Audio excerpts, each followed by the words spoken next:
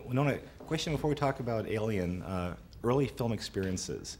When Lucas pops up on TV, like what are your memories of that, and how intimidated were you making that movie? Well, it's never popped up on TV in front of me before. You know, your first movie is always your most kind of terrifying experience, I think. I remember forgetting my lines a lot out of nervousness. But it was a perfect first movie for me to do because it was all young people and a really nice director, and it was nice. I don't know. I've always been fascinated with the security of props, and on some movies, science fiction movies more than others, props seem to disappear a lot for collectors. Oh. Yeah, on a set of this movie, how careful were they with the props and the set pieces? God, you know, I don't know. I got away with stealing a few things, I know that. My costume, I got to keep my costume, and how you do that apparently is you just take it. I mean, I think the actors should be able to keep their costumes because they have so many copies of them. You should be able to keep one copy, but I don't know. I think it's just the prop guys have to just, you know, keep an extra eye on everything. You know, science fiction fans are sometimes a special breed in that they're so into the stories. Mm-hmm. Once you were cast for this, how often would people come up to you on the street and ask you plot points and that type of thing? A lot. I mean, my brother, Jubal, he runs a great comic book store in San Francisco where we live, and those kind of, his customers were really hounding him for any information they could get. But nowadays with movies, I mean, things just end up on the internet as soon as they're written. You know, you can walk down the street in New York and buy a script on the street for $10, a script that's being made. You know, then it's kind of sad. I kind of hate that.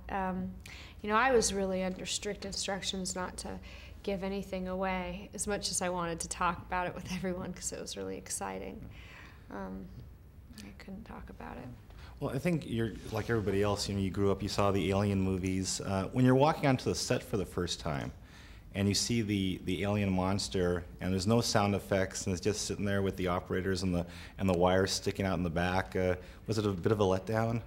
No, I was so fascinated with them, and they were so beautiful. I mean, I went and saw them in the shops when they were being made, and the whole process to me is fascinating. And I mean, they did such an amazing job on this one, I think better than any of the other Alien movies. I think the aliens are so just like amazing to look at and so expressive. I mean, they're performers, they're actors, they're a huge part of a huge part of the acting of the movie. If they weren't so expressive and we couldn't play off of their expressiveness, then you know, we couldn't do our jobs. So, you know, I didn't see them hanging. You know, it's like the guys were so good who the puppeteers were so good. I mean, they were in another room operating, you know, they were in another room operating the alien. So you really just saw the alien there. It was very cool. A question about Sigourney Weaver. When I started doing this job, I was really nervous interviewing her. And she's always one of my favorite actresses in that she just exudes so much class and will put me at ease. Your first dealings with her, how did they go? Pretty much the same. I mean, I was real nervous, and she's one of our most respected actresses around, and I really admire her because she can do like big blockbuster series like Ghostbusters and Aliens, and also do amazing dramatic work like Death and the Maiden and Gorillas in the Mist and Ice Storm, and she can do so much and is still respected for it all. You know, when she does an alien movie or a Ghostbusters, people don't say she's sold out. People just say, "Wow, Sigourney Weaver's in it. Must be good."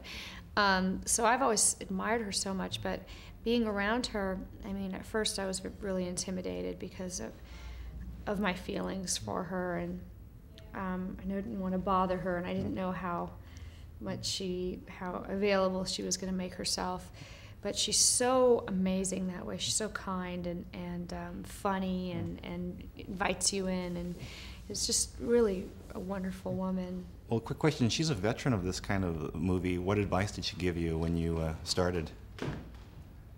You know what? It would take hours. I mean, she just helped me out a lot. I had never done anything like it, and she was the trailer door that I would knock on every day.